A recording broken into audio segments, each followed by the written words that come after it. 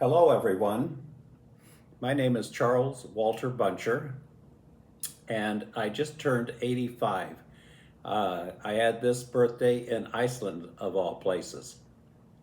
A couple of months ago, I also went to London for a day and then went to Southampton and took the Queen Mary too along the coast of Norway for a week's cruise. I've been thinking about doing a video about the first 10 years of my life on the farm. It should be interesting for you to see how we were living back then. We always had to laugh about what tech was back then, with a phone on the wall and a box camera and an outhouse for a toilet and so on. I think you'll enjoy looking at these photos, and I will intersperse every so often an overview of what was happening at that moment in time. My parents were born around 1908, and they were buying a 160-acre farm near Polo, Illinois, and they rented a 500-acre farm near Pecatonica, Illinois. They worked sometimes 12 hours or 14 hours a day, tilling the land, gathering the crops, taking care of the milking cows, the steers, the chickens, the pigs, and so on. Very hard working, but it all paid off in the end because they were able to pay off the 160-acre farm and to build all new buildings on it. So let's go and start out and see what life was like in the 1940s on a farm in northern Illinois. Enjoy.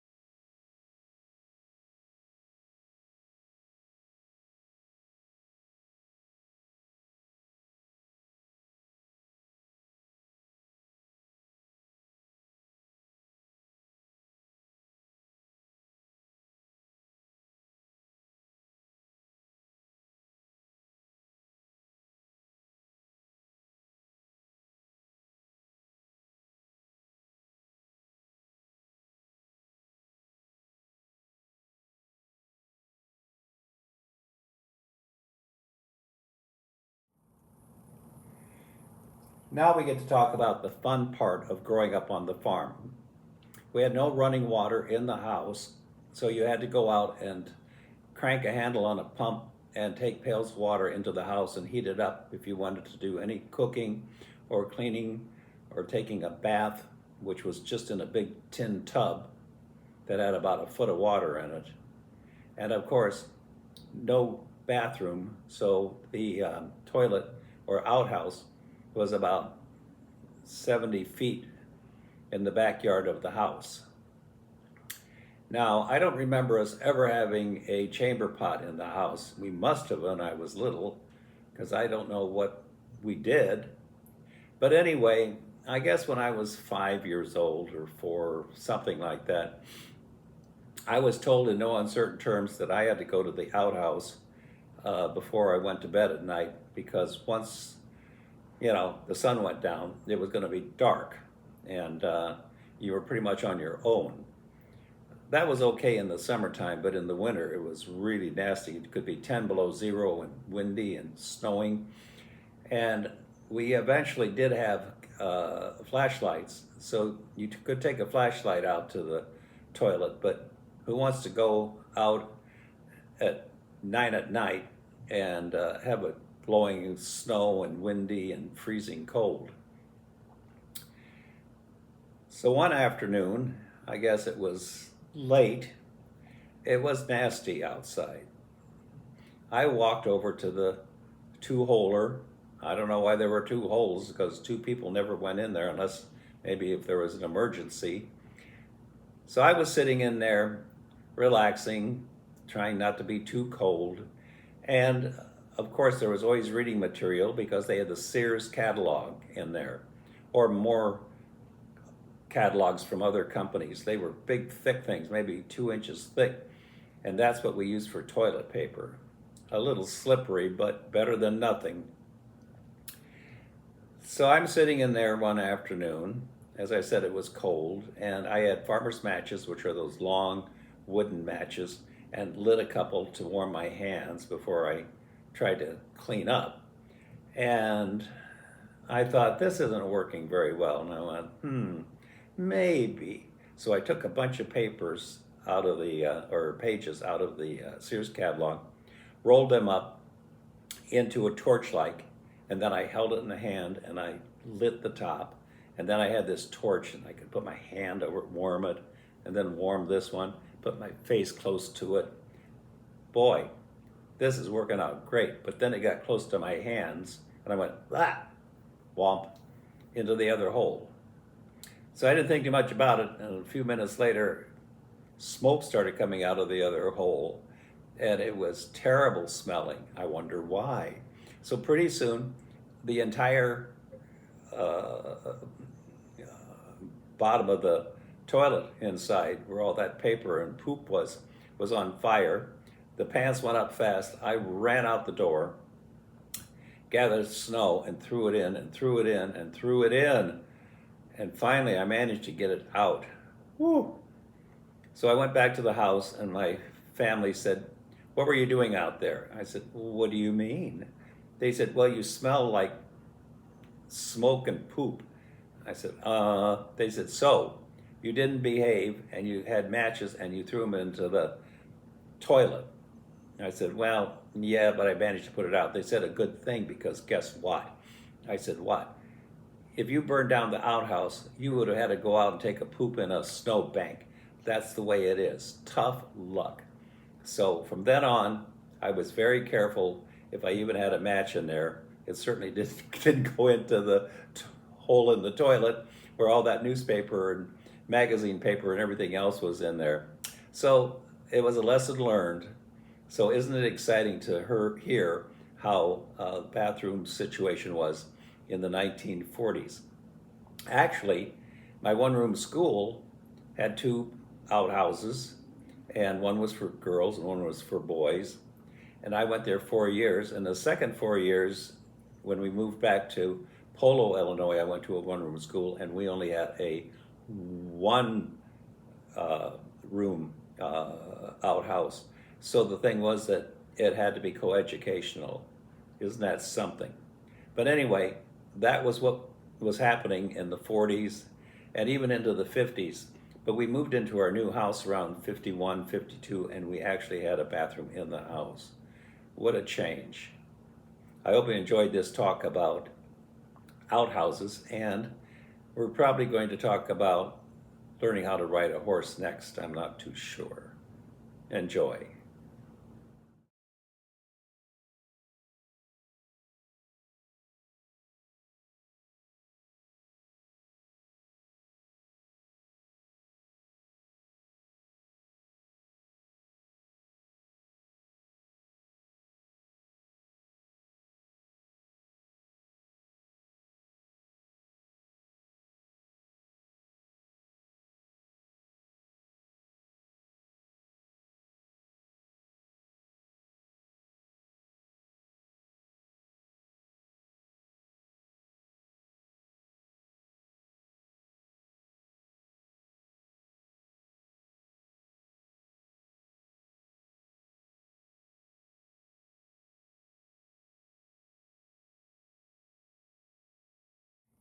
This section will be about one of my first rides on a horse, or I should say, a pony.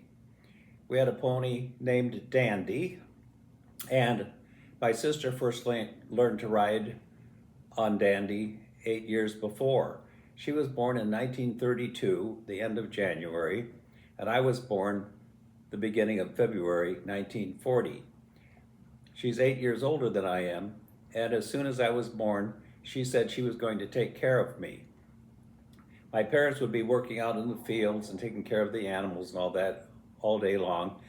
And she was taking care of me, and I learned so much from her. By the time I was 5 years old, I knew my alphabet and numbers.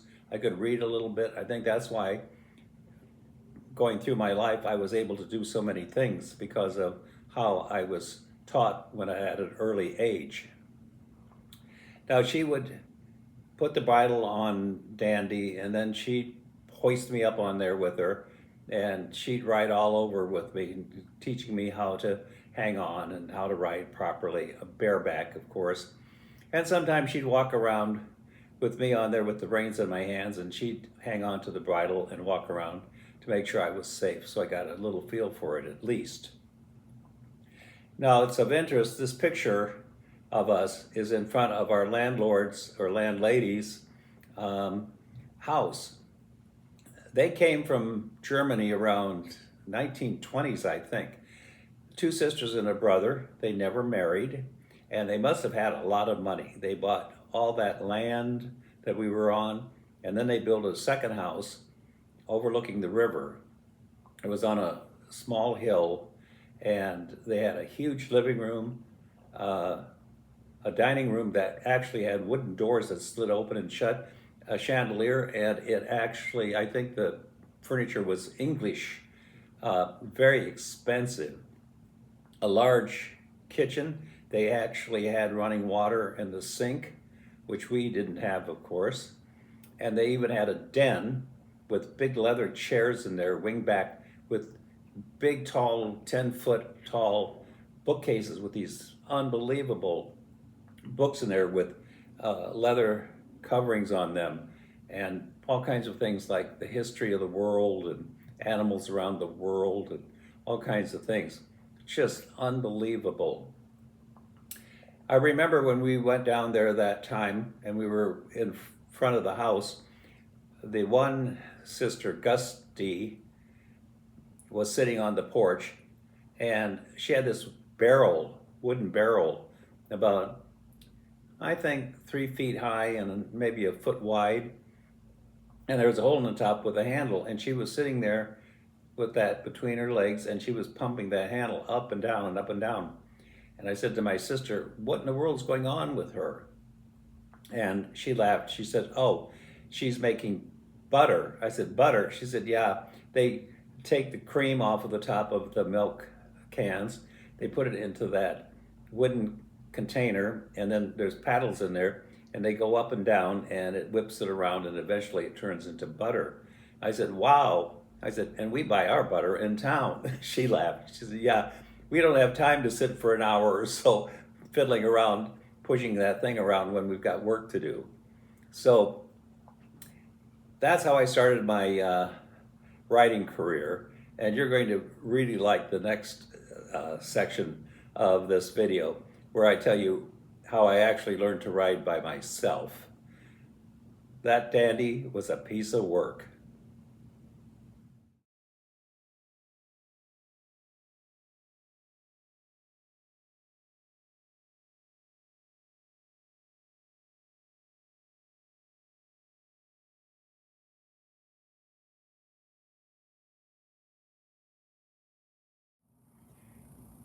Now, our farm buildings were on top of a hill, and at the bottom of the hill was a long lane, and at the end of that was a pasture.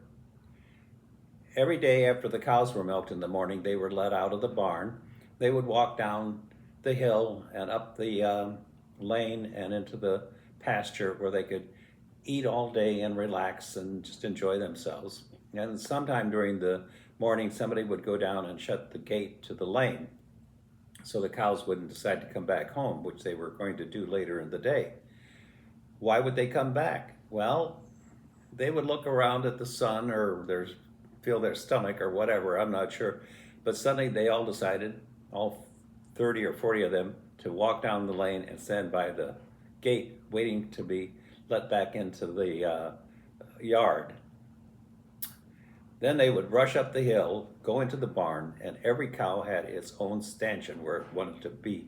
It didn't want anybody else in there. They would get cranky, and there'd be big fights if anybody thought they could sneak in and take somebody else's place where they stood. Now, you wonder, why are they all so happy to come home and go into the barn and find their place and stand there? Well, they got milk for 10 minutes, but we would grind oats and corn, and then we put supplement in it, and we'd go around with either buckets or a wheelbarrow, and we would put food all along there in front of them. And then after they ate that, we would put some fresh hay there. So what wasn't to like for them? 10 minutes, and I got all this wonderful food and stuff. And sometimes in the winter, they would stay inside, and we would have straw all over on the concrete floor, so they could lie on the floor in the straw.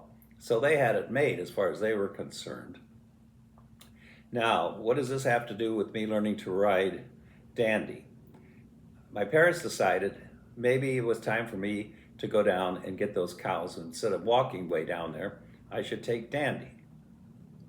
Now, I was small, maybe 5, I'm not sure, or 6, but I couldn't get the bridle on him. But that is hard to do even on a big horse, because they don't want to have that put on with a bit in their mouth. So they would do that for me and then give me the reins and said, "You're on your own." Fine. So I'd loop the reins around a post, get up on the wood railings, and it took a while because he didn't want me on him, and I finally get on him, and then I get the reins off the post, and down the hill we'd go. Now, the first time I'm doing this, I think I'm getting pretty smart. I'm on him, I got on the pony, we're down the hill, we're going over to the fence. I do have to figure out how to get back on him again, but we'll worry about that when we get to the gate. Suddenly, Dandy stopped and he froze and he went at me, and I thought, well, what's going on anyway? I said, well, now what's going on with him? He got down on his front knees, he put his butt way up in the air, he put his head down on the ground. Of course, I'm bareback, and he goes, "Shake, shake, shake, shake." And I go, whomp, onto the ground. He stood up, whipped his head in the air, reins went flying out of my hands, and he turned around. Oh, going down the hill, he walked like he was 100 years old, plod, plod. As soon as he got loose, he turned around and like he was 2 years old. He flew up that hill and got in with the other big horses, and he looked out and went, "Nyeh, nyeh, nyeh." Well, you should have seen me. I let the cows out, and then I bitched and moaned and threw a tantrum, went up the hill, and my parents said, "Tough luck." So this went on for a couple of weeks. And we get down to the bottom of the hill one afternoon, and I put the reins around my wrist, and I hung on with the one hand. And when we got to the bottom of the hill, he got down on his knees after he gave me that nasty look, and he shook away, and I went flying head over heels, and I'm lying there, and he stands up, and he goes like this, and I went like, I grabbed the reins with my other hand, and I just wouldn't leave go, and he tried to drag me, and I pulled, and he pulled, and I went yank, and he says, "Oh, maybe I'm not gonna get away this time." So I got up, and the only place to get on right there was a fence, but it was wire. But I put the reins on the post and tried to get on, and it was terrible on that wire, but I managed to get on him again and went up the hill, and I went like, whoo. Now, I did find a big rock down there that was about 2 feet high, so when I went down and would get off of him to open the gate, I could get him over by the rock and stand on the rock and get on him. But it was a bitch of a time because he didn't want me on him, and he was able to move whichever way he could to get away from me. But I eventually figured out how to push him up against the fence so he couldn't get away and get onto him and stuff. So that was how I learned to ride Dandy. Now what's funny, years later, I was telling my sister Yvonne all about this, and she laughed. She said, well, guess what? Daddy did the same thing to me. Like in 1936, 37, I'd get to the bottom of the hill and he'd throw me off and I'd throw a tantrum, and my parents would say, yeah, tough luck. And then she said, I did the same thing. I finally got smart and held onto the reins and wouldn't let him go unless he was going to drag me up the hill. So we thought that was so funny. She did say years later, I think by then he must have been 30 years old, he was in the field and my sister went to stop at the farm to see what was going on, and she saw Dandy, and she walked over and she went to pet him, and he gave her this nasty look. And she couldn't help but laugh. She told me, she said, guess what? Dandy's just as mean as he was, you know, 20, 25 years ago. He's still the same attitude, you know, don't screw around with me. And so we did have to laugh about that. So after that, we did progress. Well, Yvonne already had, but then I progressed to riding real horses instead of ponies. So that was life on the farm.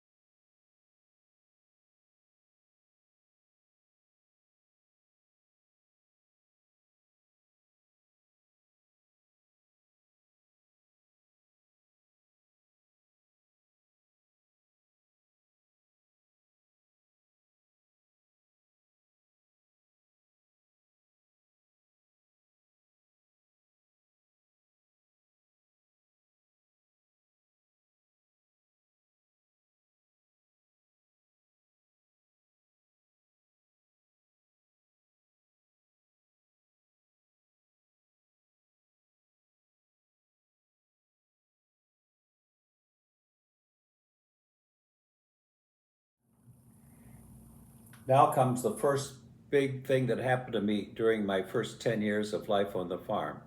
It was devastating. It was spring of 1944, and my mother decided it was spring cleaning time. They put ropes all over the front yard and hung rugs and quilts and things on them because we didn't have a vacuum cleaner. They took a metal, something that was shaped like a tennis racket, but it was metal rods, and they beat the crap out of everything, and all that dirt and dust from, you know, from the whole year of not being really cleaned and stuff was all shaken out. And then they left them there for a day or two if it was nice weather so they could air out. So of course I was 4 and my sister was 12, and my mother is trying to do all this house cleaning plus help my father out on the farm. And I went around one of the rugs and leaned around and went, yeah, yeah, yeah, yeah. And my sister went, yeah, yeah, yeah. And then the next thing is she tore off after me, and we're running around in between the rugs and the quilts and everything, and I'm screaming and yelling, and she's carrying on, and my mother gets mad and says, what are you two doing? She said, we got work to do. And my sister almost got up to me to catch me, and I tripped and fell over and I laid on the ground, and she went to jump on me and I was screaming and crying, and she said, I'm not going to hurt you.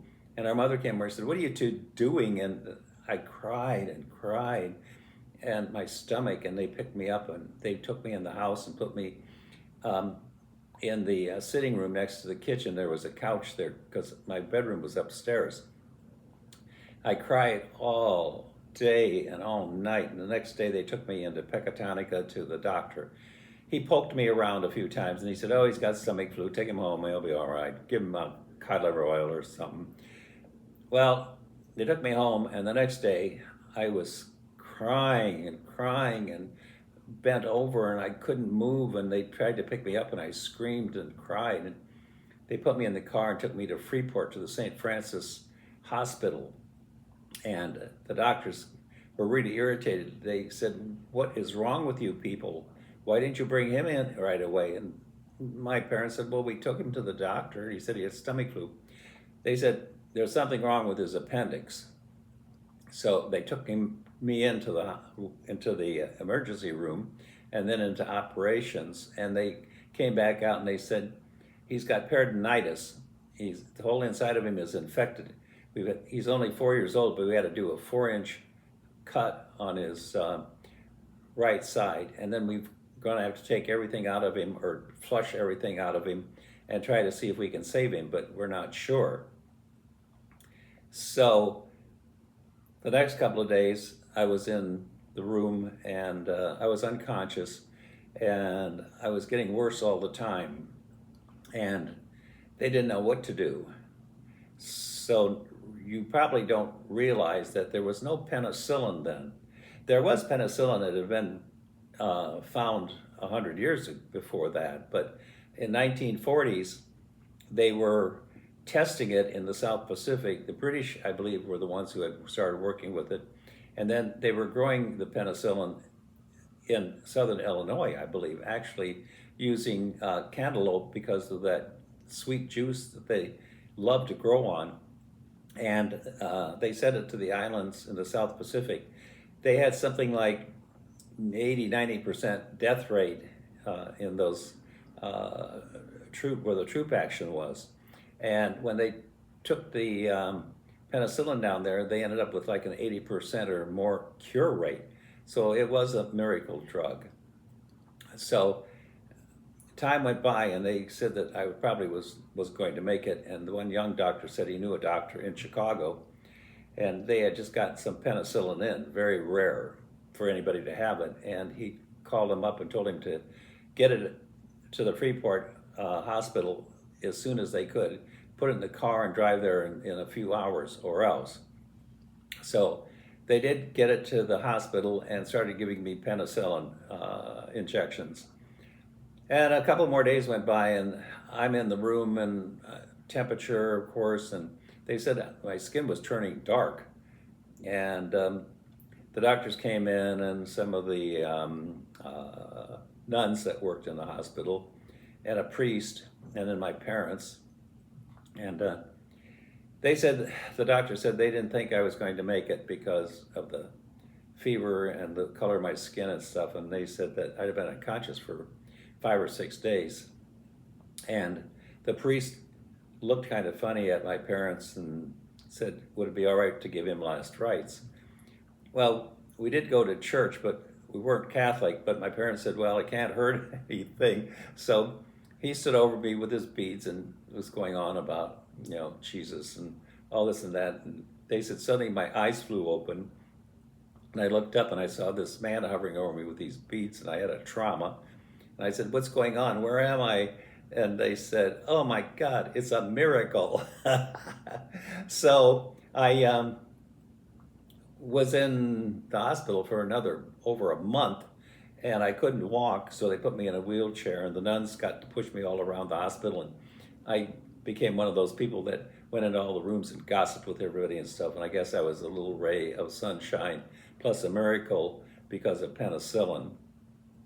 I did go home after a month, and they put me in the master bedroom, which was on the first floor of the farmhouse, and then they had to go out and work. My sister was at school, and my parents had to go out and do all the chores outside and stuff. And so at 11 in the morning, they set me all up and said that they were going to be gone 3 or 4 hours. But I had a jar to pee in, I guess, and I had all kinds of food, and I had drinks, and what else did I have? Oh, I had magazines, of course, National Geographics and whatever else. And so off they went and told me to behave. And a couple of hours went by, and of course you can imagine a 4-year-old, and of course me, the way I act. And after about 2 or 3 hours, I thought I needed to get out of bed and do something. I don't know what I was going to do, if I was going to get in a magazine or do something. Well, anyway, I got my feet out of the bed, and I went to try to stand up, and I slowly slid off the bed onto the floor, and I laid there. I couldn't get up, and I laid there for over an hour, hour and a half, and my parents came back in. They were fit to be tied. They said, what are you doing on the floor? And I said, they said, yeah, right. They were worried because they thought maybe I'd pulled those stitches in that huge surgery that they had done on me. But I was okay, and they lifted me up, put me back in bed again, and I was in bed for another week or so, and then I was weak for a while. But Eventually, I was fine again, and I was out running around and playing and everything, and happy as could be.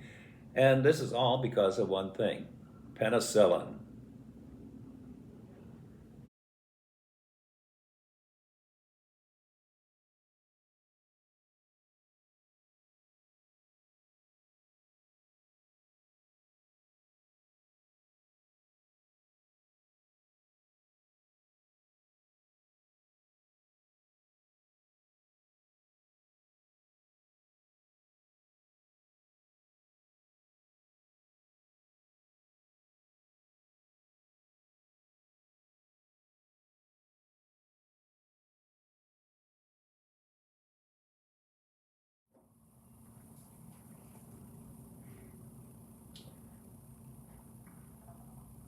I started school in 1946. It was Wagner one room school, and it was part of the Pecatonica School District, although the school was a few miles away from a small town called Rydot, of all things. Now, there were two others in the first grade with me, Carol and Marilyn. Marilyn, I didn't want around me because she was born and living on a farm. But Carol, her father was a mechanic or something. They had a cute little house, and he worked in town. So, of course, she was hot stuff because they were, working in town, and the rest of us were working on the farm.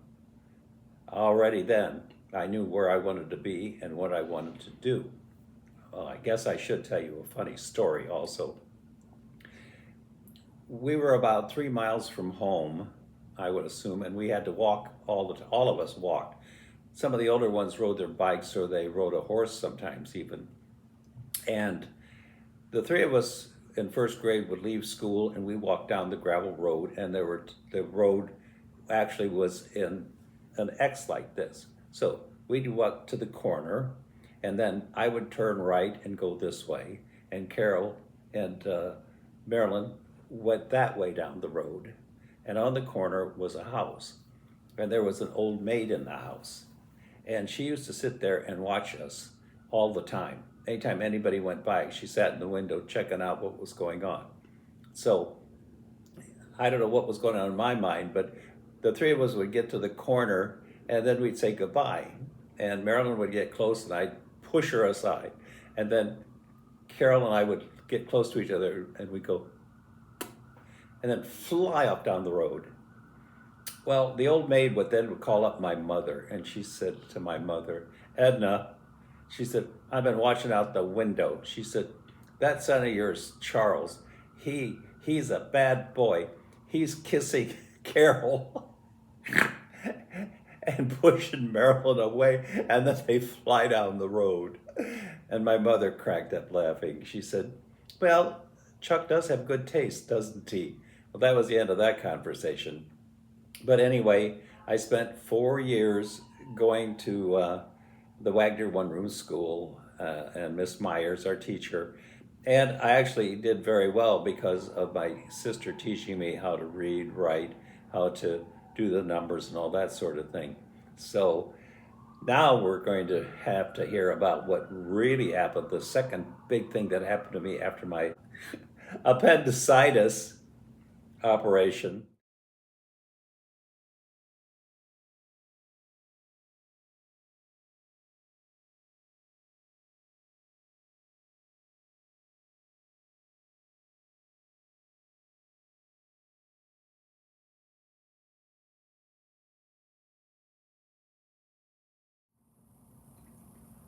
Well, it's time for me to start my first grade at the Wagner one-room school. My sister had just graduated from 8th grade and started high school as a freshman. I was a newbie. I was in first grade with Carol and Marilyn. I think we had the biggest class. And then there was mostly one person and sometimes two in the other classes. Now, we had only been there a few months, and suddenly we had this photographer come by and a reporter, and of course, 6 years old, we didn't know what was happening.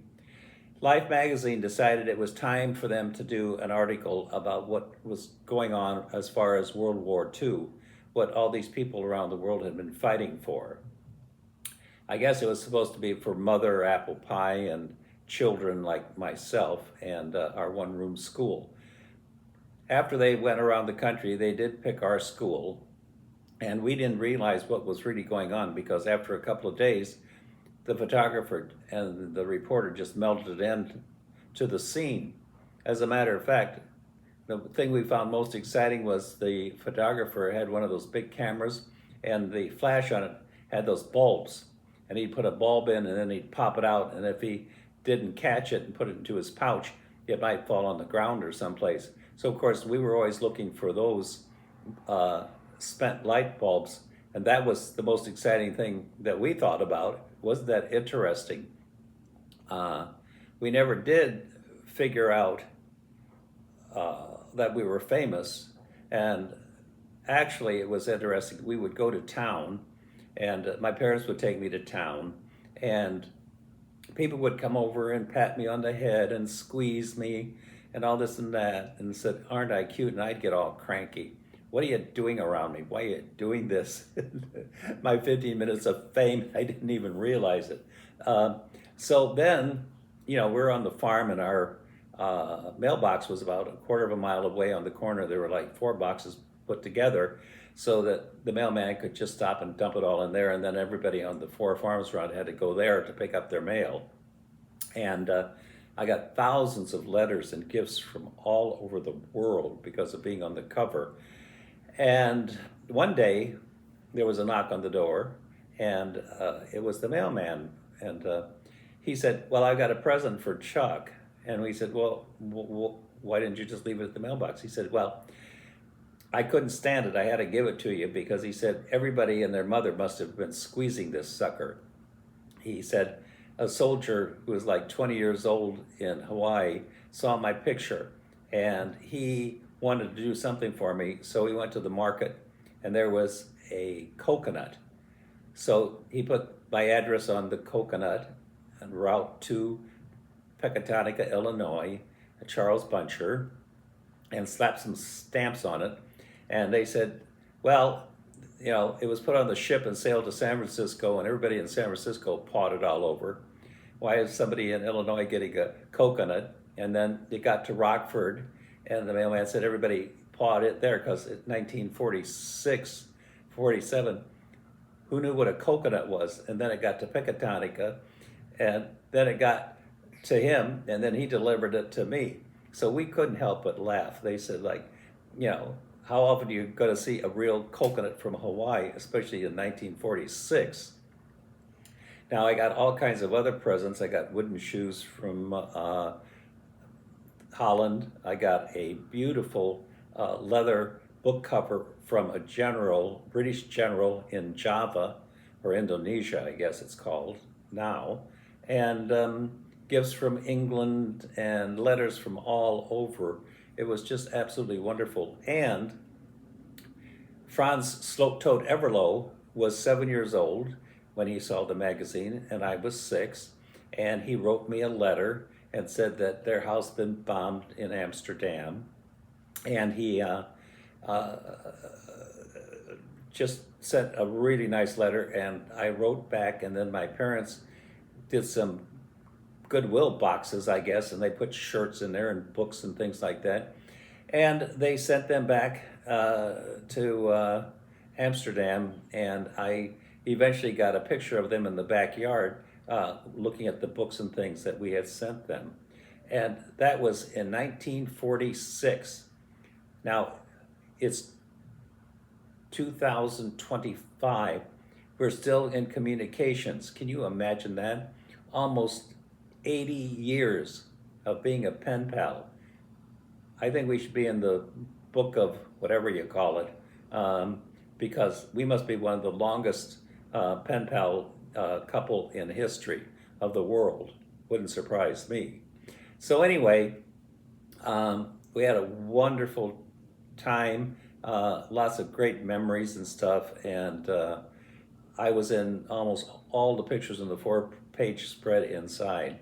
So I don't know how many people could say, especially like myself, ended up on a farm in the middle of nowhere on the cover of Life magazine. One never knows, does one?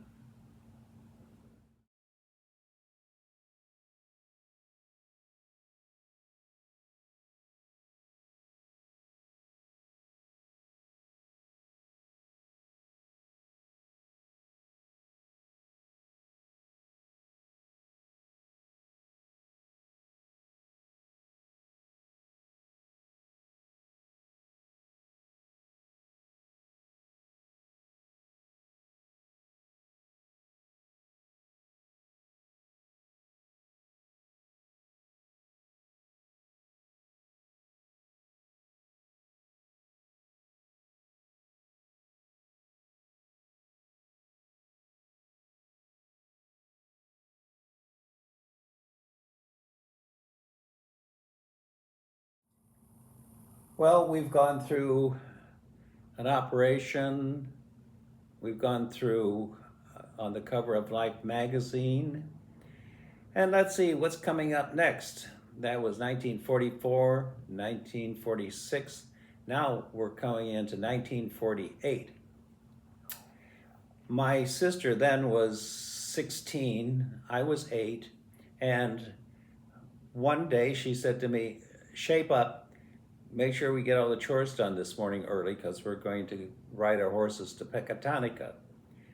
Pecatonica, why are we going to ride? It's like 7 or 8 miles. That's a long ways to go. Why would we go to Pecatonica? She just behaved. So we got on our horses and off we rode. It took about an hour, hour and a half to get to Pecatonica. It was all gravel roads. I had to be careful so some car or truck didn't come by and run us over. And we got to Pecatonica, and the main street in Pecatonica was paved at least. And we went all the way down and got down by the river, and there was a fairgrounds there. And there was a stadium with bleachers that could hold, I don't know, 200 or 300 people, I think. And it had a roof over it in case of rain or, very sunny weather, because this is like July. And we got there, and my sister said, it's the rodeo. We get to see the rodeo on our horses. I said, wow, here I am like 8 years old. And we got there, and some woman saw us, and she said, oh, good. She said, we're having the grand ceremony in like half an hour. And she said, you guys can be in it. Really? And she said, yes. She said, there's like 100 horses, and they lined us all up, and my sister was in front of me on her horse, and I was behind her on mine. And they had a space between us about the length of a horse. And then we looked up, and this seating was completely full of people. And they started playing, a band was playing music and marching around and all this sort of stuff. And then the speaker got up there and he said, we're commemorating the opening of the rodeo of Pecatonica, and the riders are going to give us a show. I thought to myself, oh, really? Oh, that's us. Wait a minute. So off the lead horse went in a big circle around the grounds in front of the seating, and then they went into a figure 8. So it was really exciting. You had to be careful though, because one horse would go one way and one would go the other, and they just went around and around and around. It was like maybe 4 or 5 times with the music playing and everything.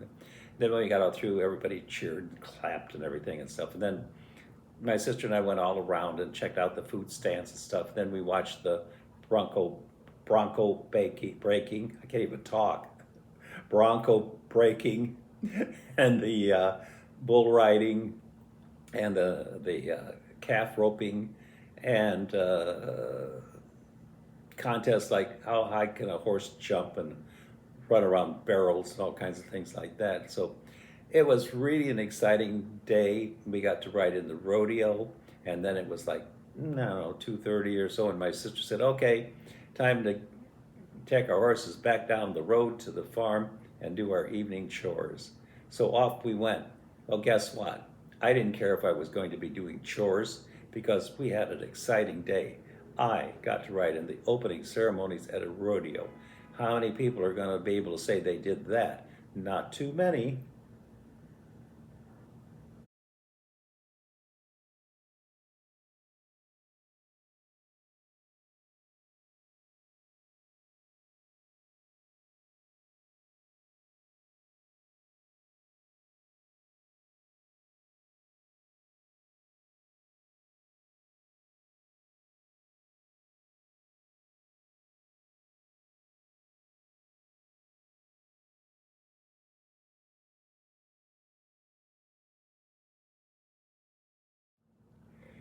Around 1950-51, we moved from Pecatonica to our farm near Polo. We had all new buildings, a wonderful house, indoor plumbing, a bathroom, beautiful, beautiful place to live. And as a matter of fact, the house was so wonderful that my mother designed that Better Homes and Gardens came out and wanted to do a full page spread or multiple page spread featuring our home, but our parents didn't think that they should do that because of the neighbors. Of course, they didn't ask me, because the first thing I would have said was I was on the cover of Life magazine. Our house could be on the cover of Home and Gardens. Why not?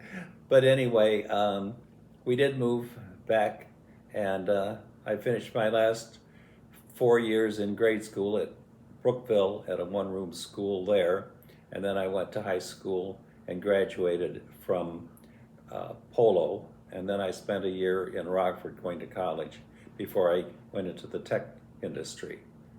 So I hope you enjoyed this video about my first 10 years on the farm. What an experience. Actually, I've got hundreds of stories to tell about all the things that we did on the farm that were so much fun. And maybe someday I'll do a little overview of more things that we had done. Enjoy.